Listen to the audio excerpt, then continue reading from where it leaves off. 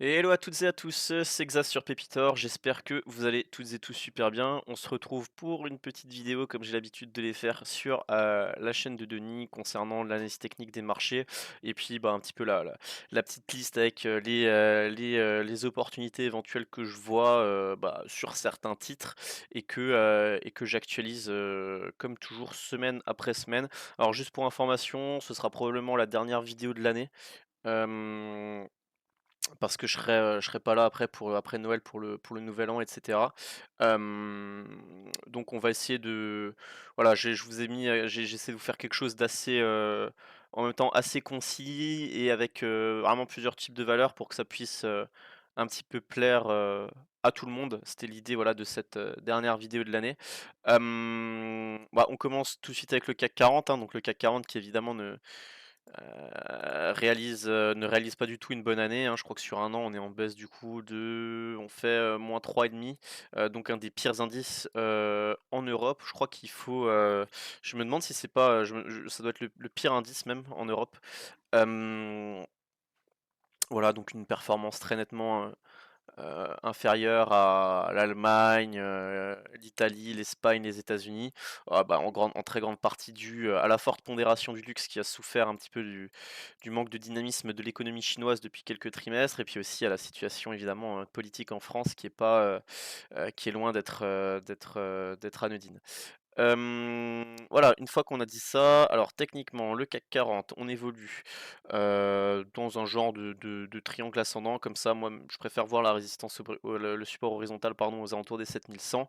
Si on cassait les 7100 par le bas, on s'ouvrirait la voie aux 6800, qui serait je pense, une très belle zone pour enfin réussir à se stabiliser et construire derrière un rebond plus durable, avec les mauvaises nouvelles qui, espérons-le, seront derrière nous et puis surtout une zone technique qui pourra permettre aux investisseurs de se dire ok, on a touché un énorme support à moyen long terme, on peut un petit peu réinitialiser nos mindsets et puis repartir un petit peu de l'avant, voir plutôt le futur et je l'espère le positif plutôt que les éléments anxiogènes entre guillemets passés. Donc voilà pour ma lecture sur le CAC 40, les 6800 points que j'ai dessinés ici là qu'on voit très très bien.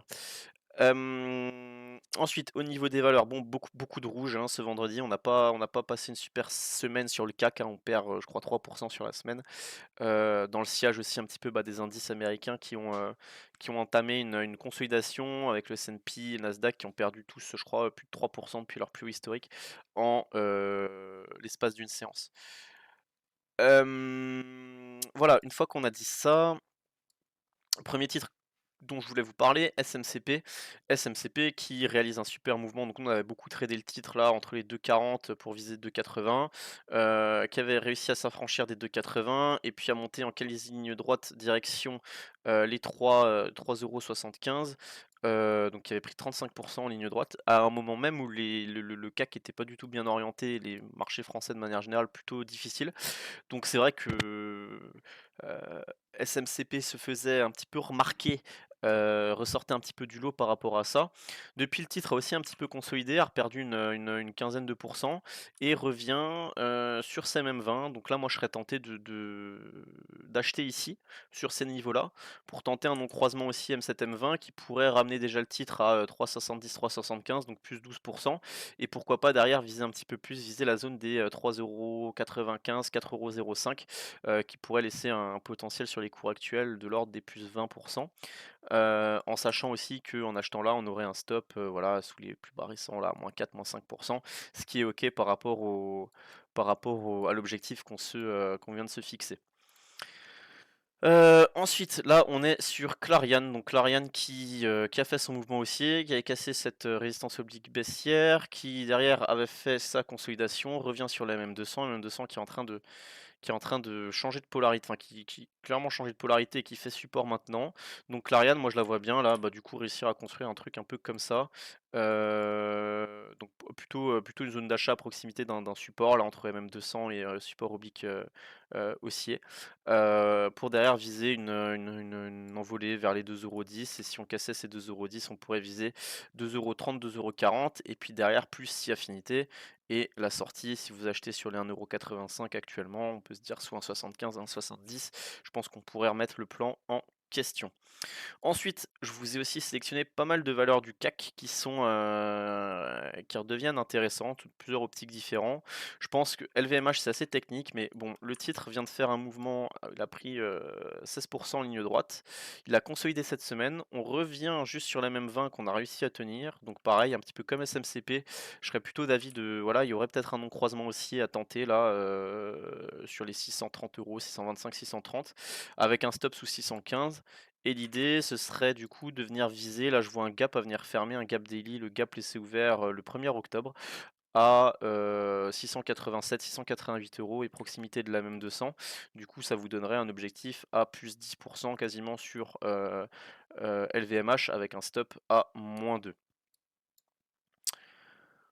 Ensuite, Total Energy. Alors Total Energy qui, on n'est pas habitué à ça parce qu'on n'a pas l'impression, alors OK, la France c'est un petit peu la merde, mais dans le monde c'est pas non plus la fin du monde.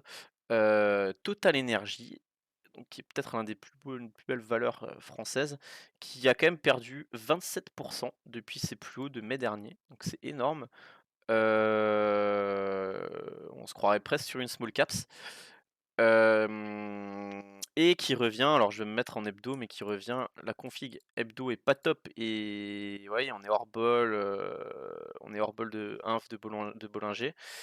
Mais voilà, le titre qui revient là, les 51 €, la zone 50-52 € en gros, qui est une énorme zone de support horizontale. On a la MM200 hebdo à proximité. Donc moi je serais d'avis là, franchement après, comme je vous dis, après là, elle fait -16 sur l'année et -27 depuis ses plus historiques. Ah, j'ai quand même tendance à me dire que à un moment où Total va rebondir, hein, ça reste quand même Total Energy. Et du coup je serais tenté d'être acheteur en fait du coup dans cette zone des 51 €. Hem, Optique moyen long terme, pareil avec, pourquoi pas lisser derrière l'entrée en position, peut-être si le titre revenait sur 46-47 à proximité aussi de ce potentiel support oblique haussier, plus le prochain support, horizontal. Donc voilà, en fait, je voulais vous parler de Total Energy pour vous dire que le titre était quand même, revenait sur une zone technique extrêmement intéressante, donc ça va être compliqué de se retourner comme ça du jour au lendemain. Mais je pense que la zone, vaut la peine d'être surveillée, et ou éventuellement mise à profit pour peut-être, les plus, audacieux, je sais pas si c'est le bon terme, d'entre vous. Air Liquide, même son de cloche. Alors on a Air Liquide qui perd quand même 22% depuis ses plus historiques. C'est Air Liquide, hein. Là on est en hebdomadaire, pareil, on arrive sur un énorme support avec en plus la proximité de la MM200 hebdomadaire. Puis les deux dernières fois où la MM200 hebdomadaire a été touchée sur Air Liquide, ça a enclenché d'énormes rebonds, plus 73%. Et ici pareil, lors des plus 70, plus 65 aussi. Voilà. Donc, j'ai envie de croire à une forte reprise de Air Liquide, sur ces niveaux. Pareil, on surveille. Alors le point d'achat est pas tout à fait optimal. Ce qui serait top, ce serait qu'elle baisse encore de, 2%, 2,5 %. Mais si ça arrivait, là je serais évidemment acheteur sur Air Liquide. Ensuite GTT, alors là je voulais vous la montrer en unité de temps daily. Bon GTT qui voilà était dans un bon ça reste GTT, super valeur française. Elle vient de perdre 12% quasiment en ligne droite et puis surtout voilà, elle se rapproche d'un support oblique super intéressant, donc c'est ce que je voulais vous mettre en avant aussi. Donc là pourquoi pas se mettre une alerte sur les 125-126 € sur GTT, on est à 129 donc on n'est pas loin. Et éventuellement, bah, prendre une ligne de GTT, sur ces niveaux. Morel et Prom, là, on est aussi sur le pétrole, donc une thématique pas top ces derniers mois. On l'a vu sur Total, on l'a vu sur Esso, on le voit sur Morel qui a aussi perdu 30% depuis les plus hauts de mai dernier. Par contre, qui semble avoir trouvé une énorme zone de support à la proximité des 4,80 €, qui construit bien et qui là vient de donner un un petit signal haussier là, à un moment où le CAC vient de perdre 3-4 sur une semaine, ben, Morel elle en a pris 4-5 et l'idée là, ce serait pourquoi pas là, dans une optique un peu de swing trading, de se positionner maintenant sur 5,15 €, 5,20 € pour viser, cette zone-là. Pour viser la zone des 5,60 € plus la MM200, donc ça vous fait 8-10 de gain, avec un stop à 2,5-3 je pense sur ce genre de configuration technique. Voilà, après honnêtement, payer des signaux d'achat comme ça, j'ai pas envie je suis pas trop fan en fait dans vu l'ambiance de la bourse française en ce moment. En tout cas, je me dis que c'est peut-être une idée qui peut plaire à certains d'entre vous. Nexens, c'est un petit peu toujours le même, cheminement. On est à proximité, voire sur une grosse zone de support qu'on voit parfaitement en, hebdomadaire, hein, qui est très propre du coup. Tac, tac. Donc c'est un peu voilà, c'est un peu comme Air Liquide, comme Total Energy avec, voilà, grosse zone de support sur un titre qui a bien performé cette année. Là en plus à la louche, si on prend le début du mouvement haussier, fin du mouvement haussier, on voit on a à peu près retracé à vue d'œil 30-50 de la hausse. On revient dans une zone qui a été, voilà, longuement travaillée. Moi j'ai un peu du mal à croire que, voilà, je pense qu'il faudra quand même plus pour casser ces zones-là sur du Air Liquide, sur du Total, sur du Nexans et aller plus bas. Donc j'ai envie d'être plutôt positif à très court terme, au vu de la zone technique et surtout, bah, là, voilà, c'est ce qui met un petit peu en place. On a déjà eu un pseudo rebond, la MM20 qui commence un petit peu à changer à comment dire? À minimiser, à ralentir dans sa vitesse de chute, à minimiser sa pente qui commence tranquillement, voilà, à changer, la pente commence à changer d'orientation, on va dire dans le bon sens du terme. La pente commence à diminuer et du coup, voilà, je verrais bien quelque chose un petit peu comme ça se mettre en place avec une longue construction, une longue congestion, qu'on arrive à en ressortir par le haut avec des éléments positifs et que on puisse, réenclencher un mouvement aussi intéressant sur une valeur comme Nexans du coup. Hem, voilà, rien de plus à dire. Bon, si on achetait cette zone des 102 €, je pense qu'il faudrait, se mettre un stop sous 99-98 €. Et l'objectif serait, déjà dans un premier temps, les 112. Ensuite, Sanofi, elle avait cassé la semaine dernière son support oblique haussier. Elle a été aidée là elle a bien été aidée par des résultats cliniques intéressants avec, dans une phase 2 contre les, malades donc avec des excellents résultats de phase 2 d'une molécule contre, tout ce qui est maladie, inflammatoire chronique de l'intestin, donc, bah, maladie de Crohn notamment. Bah, je pense que ça peut être voilà, on a sauvé le support, grâce à ça. Ça pourrait être intéressant de tenter quelque chose maintenant, alors là, ça va être vraiment un swing, qu'on doit être prêt à tenir sur plusieurs semaines, mais l'idée ce serait au moins de revenir. Bah, je vous ai tracé la flèche, mais au moins de revenir sur les 105 là, les plus hauts récents, voire les dépasser bah,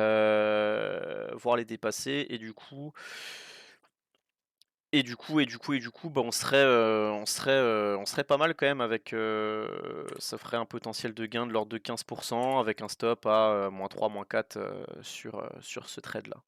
Le CAC 40, on l'a fait. Ose Immuno qui malheureusement accentue encore sa chute, hein, qui est pas bien orientée à court terme. C'est assez décevant parce qu'il y a eu, que des très, très bonnes nouvelles et là aussi en fait on part d'une excellente nouvelle et on fait -40 depuis. Alors après attention parce que moi j'ai envie d'être assez, rationnel, essayer d'être le plus rationnel possible maintenant pardon, même si c'est dur après 40 de baisse alors qu'en plus j'ai des titres, sur Ose Immuno, c'est de me dire: «Il s'est exactement déjà passé 2 fois la même chose cette année». Avec, aucune news négative, sans que rien ne soit remis en question. Voilà, ici on avait perdu déjà, entre les plus hauts et les plus bas, -37 en quelques séances. Là pareil, entre les plus hauts et les plus bas, -31 en quelques séances. Et là bon, le mouvement baissier est un peu plus long, c'est ça qui me fait peur. Autant ici, là, quand on arrivait sur les 7,30 €, je me suis dit: «Bon, allez, on est à proximité de la même 200, on est sur le support oblique horizontal, sur le support oblique haussier pardon, on va réussir à repartir». Et non, on a fait le rebond technique technique, on est venu chercher la M20, on fait le non-croisement aussi le non-croisement baissier pardon, M7-M20, donc c'est assez négatif et surtout là, on n'arrive toujours pas à tenir cette zone-là, on vient chercher un petit peu plus bas. Alors OK, là ça commence à on vient de faire 3 mèches de suite, donc ce qui démontre que là, on commence quand même à avoir des acheteurs, importants dans cette zone-là, mais il faudrait pas trop traîner à réussir à reprendre au moins cette zone des 7,30 € plus la MM200 et qu'on puisse éventuellement, voilà, derrière, envisager un rebond quoi, un peu plus périn et une reprise de la hausse. Ça, ce serait dans le scénario idéal et sinon, voilà, il y aurait éventuellement, on pourrait retourner sur les pour moi, ce serait la dernière barrière psychologique. Après, je réfléchirais vraiment à me dire: «Bon, peut-être que j'ai pas loupé quelque chose sur Osemuno». Si on revenait sur les 6 €, la zone des 6,50 € et qu'on n'arrivait toujours pas à rebondir et à trouver des acheteurs et qu'il fallait qu'on aille plus bas. Voilà, un petit peu mes 2 scénarios, donc affaire à suivre, mais je reste optimiste sur Osemuno et j'ai plutôt envie de penser qu'on est, plutôt dans une zone d'achat, après 40 de baisse actuellement qu'autre chose. Même si la configuration technique, à court terme est pas top. Alors Airbus. Airbus, c'est un peu l'excellente satisfaction de la fin d'année parce qu'on s'était mangé un violent profit warning là en juin dernier. Du coup, le titre au plus bas, sur l'année inscrivait quand même une baisse de et quand même à moins 10 de baisse sur SO, Airbus sur l'année et du coup par rapport au plus haut historique, on était même à moins 27. Le titre a bien réussi à se reprendre là, fin d'année, a vraiment bien réussi à se reprendre. Après c'est pas enfin bon, la bourse ça fonctionne toujours dans les excès, hein, que ce soit la hausse ou la baisse. Là c'était évidemment, disproportionné, ce qui s'était passé sur Airbus, surtout sachant que le titre avait déjà bien baissé, par rapport à ses plus hauts de mai, non de mars même. Donc Airbus qui réussit à bien se reprendre, qui reprend 25 depuis ses plus bas, qui reprend, nous on a énormément parlé tout au long de l'année de cette zone des 127, plusieurs fois de la zone des 136, plusieurs fois, du point d'achat éventuel au-dessus des 145, 145 qui a encore laissé, 11 de hausse. Et là, bah, du coup, un petit peu comme c'est le cas sur, SMCP ou LVMH, on a le titre qui revient sur la MM20 et donc là, je serais, bah, si vous êtes dedans en mode swing ou que vous voulez trader le titre, bon, pourquoi pas être acheteur là, au niveau des 152 pour viser derrière un retour sur les plus hauts historiques dans les prochaines semaines avec un stop à -2, -3, si vous achetez à proximité de la MM20. SO, un petit peu la même config que Nexan, en un peu plus mature. Le titre est en train de bien congestionner. Après une violente phase de baisse, la même 20 est désormais bien plate. On congestionne dans une sorte de triangle ascendant, voire un biseau, je sais pas comment pourrait appeler ça. Donc pour moi, il y aura évidemment un signal au-dessus des 108 €, cassure de ce biseau-là. Il faudra un petit peu de volume. Pour viser les 125 €, là, on a un gap à venir fermer, qu'on a laissé ouvert mi-octobre et derrière, pourquoi pas, les 140 et pourquoi pas plus. Moi, ce que j'aime beaucoup sur SO qui me renforce un petit peu dans le scénario que je fais là sur les prochaines semaines, c'est que si on se met on a une super belle configuration mensuelle. Si on se met en mensuel, on voit là après 6 bougies de baisse, discontinue, donc après 6 mois de baisse de consolidation, on voit qu'on a la consolidation a été plus longue que la phase d'ascension, hein, qui a duré 4 mois. Hem on semble avoir enfin trouvé une zone de support, hein, une zone de support qui est en plus, voilà, en mensuel qui est très propre, donc c'est une zone, hein, on n'est pas au point près, mais en gros on est dans cette zone-là. Plus la même 20 mensuelle, donc là, bah, moi je verrais vraiment bien, vu la config, je verrais vraiment bien un non-croisement aussi M7 M20 en mensuel, se mettre en place. Surtout que bon voilà, on est à ce niveau de prix, on valorise je crois, 90 ou 85 de la valorisation du 90 de la valorisation du titre, c'est de la trésorerie, nette de dette en plus. Donc en fait, vous achetez du cash sans les activités de raffinage. En plus, là, les marges UFIP de raffinage sont en train de repartir à la hausse de ce que j'ai vu récemment. Bref, il y a quand même pas mal d'éléments, je trouve, qui sont au vert pour voir SO et techniques et fondamentaux. Voilà, il y a la vente de la raffinerie de Fos qui est dans les tuyaux, qui pourrait rapporter plusieurs centaines de millions d'euros net de dette dans les caisses. Et donc derrière, dividendes exceptionnels, plus potentiellement opération de retrait sur OPR sur SO. Donc voilà, pas mal de choses dans les tuyaux qui me font être assez positif à moyen terme sur le titre et qui me font dire aussi que, bah, que les 103 € là, c'est quand même une très bonne zone, je pense, pour payer le titre. Ensuite, alors Médincel en mensuel, bon Médincel mensuel ça reste, voilà le titre consolide fait sa hausse, hein, mais ça reste OK. Ce qu'on remarque aussi par rapport au c'est que là on construit vraiment le prix dans ces zones-là. Là où la dernière fois qu'on avait été dans cette zone de prix, on avait été, comment dire? Ça avait été beaucoup plus volatile, ça avait été beaucoup plus, rapide en fait. On était venu, on est tout de suite reparti. Là, on construit vraiment, donc ce qui me fait penser que, il y a tous les éléments qui sont ouverts pour, bah, pour voir plus haut en fait en 2025 sur Médincel, hein. Surtout bon et les fondamentaux qui sont, toujours aussi, beau, je trouve, pour ce genre de société, qui d'habitude en France quand même souffre d'un manque d'efficacité, d'un manque de réussite, abyssal, il faut le dire. Et là, du coup, pour le coup, bah, Medincel qui se démarque un petit peu de ce qui s'est fait sur le segment, ce qui a pu se faire ces dernières années, pardon, sur le segment, medtech, biotech, de la cote française. Donc là, oui, on a eu un petit mouvement de baisse, qu'on a rapidement effacé. En fait, bon, bah, comme absolument toutes les valeurs, hein, des résultats. Donc là, c'est là aussi où on voit, c'est là aussi où on voit le manque de professionnalisme, je trouve, du marché, des opérateurs de marché en ce moment. C'est-à-dire que, bah, on a comme absolument toutes les valeurs, on a des résultats financiers qui sont publiés, comme absolument toutes les valeurs. Bon là, en plus, sur Medincel plus que d'autres, parce qu'en plus Medincel, c'est pas une société où on peut être vraiment déçu. C'est pas vraiment une société qui réalise encore des société qui est en phase de réaliser c'est une société de recherche. Donc par définition, une société de recherche on va pas vraiment regarder. On va regarder l'évolution des activités, l'évolution des recherches, les résultats financiers, c'est plus, comment dire? C'est de l'ordre du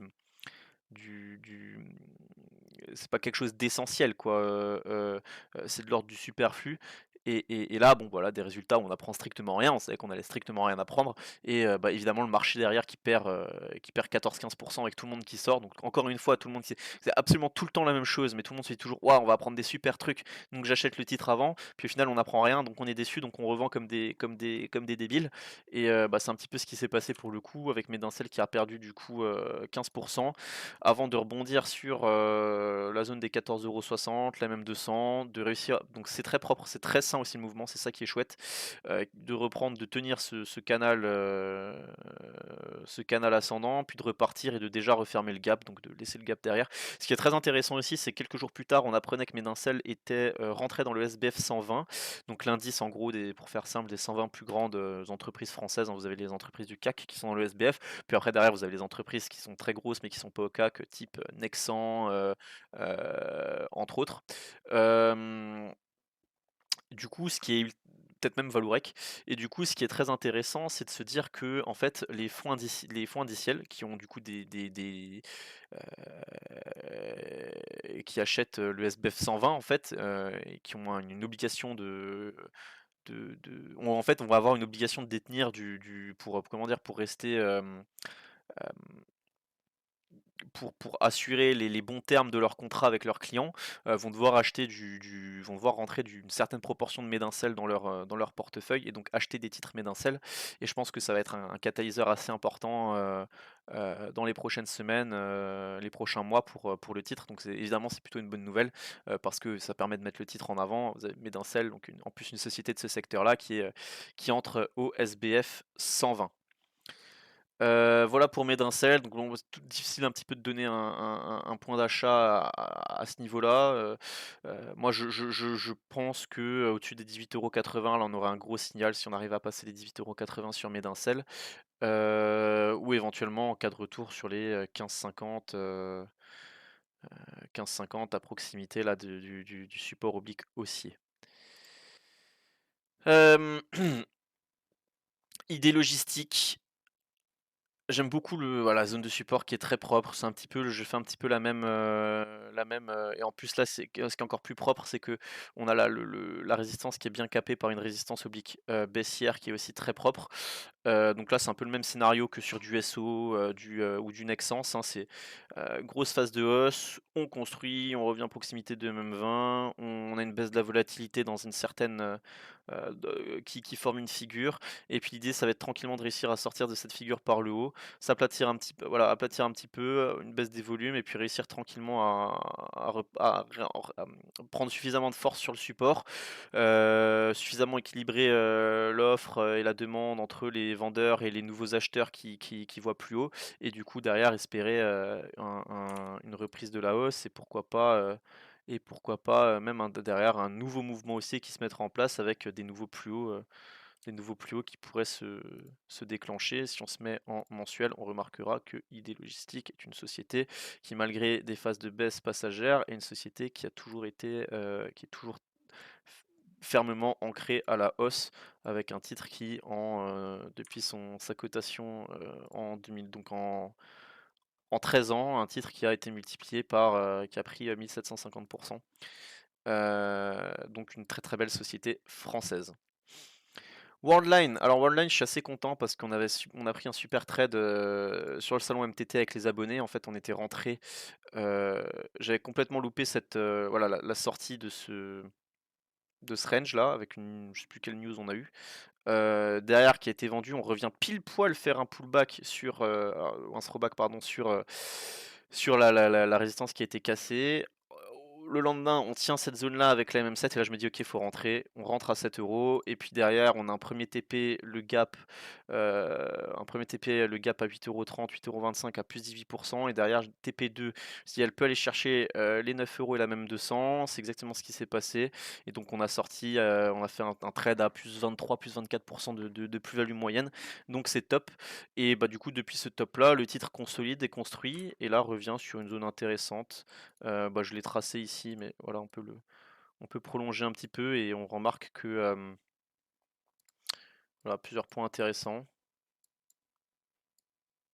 Et donc en fait, je la reverrais bien revenir là du coup dans cette zone-là, proximité de la MM20, pour éventuellement bah, prendre appui là, donc se mettre une alerte sur 7,80 €, 7,70 €, éventuellement prendre des titres et derrière viser peut-être une nouvelle jambe de hausse sur le titre. Ensuite, alors Vallourec qui performe bien aussi en cette fin d'année. Sauf que là, bon, on a fait un gap baissier vendredi. La config très court terme n'est pas top, même si évidemment les fondamentaux du titre militent en faveur d'avoir des titres en portefeuille à moyen long terme. Ce qui n'empêche qu'on peut éventuellement essayer de trader les mouvements court terme sur Vallourec, hein, qui peut être un titre assez spéculatif. Donc là, pour moi, bah, plutôt. Alors, en théorie, on est sur une zone d'achat sur les 16 €, 16,10 €, sauf que j'aime pas trop la configuration technique à très court terme. Donc, ce qui serait le plus sain, l'idéal pour moi, à mes yeux, ce serait que le titre casse cette zone des 16,10 € et vienne chercher un petit peu plus bas entre 15,20 €, 15,55 € et la MM200 pour repasser tranquillement à l'achat, tranquillement reconstruire une zone des fondations et derrière réussir à repartir à l'assaut des plus hauts récents, enfin, des plus hauts annuels et derrière plus en 2025. Et je termine avec Calray donc qui est toujours un titre ultra spéculatif mais qui ne baisse plus avec des gros volumes, qui récemment nous a fait une énorme bougie à plus 157% entre les plus bas et les plus hauts de la séance avec d'énormes volumes, qui a tout retracé depuis mais sans réaliser de nouveaux plus bas. Donc là on voit bien, là je me suis mis en unité 1 heure, je vais enlever un peu les flèches pour que ce soit plus clair. Voilà.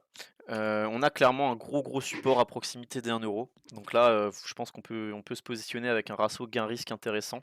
Donc voilà, avoir un stop, vous allez avoir un stop à -3, -4, hein, vous allez sortir sous 0,98, 0,97 sur ce genre de titre là en achetant 1 €, 1,02 € et l'idée, ça va être de viser, une première zone de résistance à 1,18, 1,20 € ici, puis 1,28 €, 1,30 € et derrière si ça pète, ça pourra aller très, très, très, très vite vu le mouvement. Et puis si on se met en UT 4 heures, on remarque aussi, voilà, ça congestionne très très fort. Donc j'ai bon espoir de voir Calray réussir à faire une nouvelle jambe de hausse, surtout qu'il y aurait un énorme gap qu'on voit et en H4 et en H1 ici. À venir fermer à proximité des 1,82 €. Voilà, dans la prochaine vague spéculative potentielle. Donc affaire à suivre. Voilà, ce sera tout pour cette semaine. Bah, merci à tous, d'avoir regardé la vidéo. Comme d'habitude, n'hésitez pas à lâcher un petit like, un petit commentaire, ça fait toujours plaisir et puis je vous souhaite à tous de passer d'excellentes fêtes de fin d'année. Allez, ciao, ciao, c'était Xav sur Pépitor.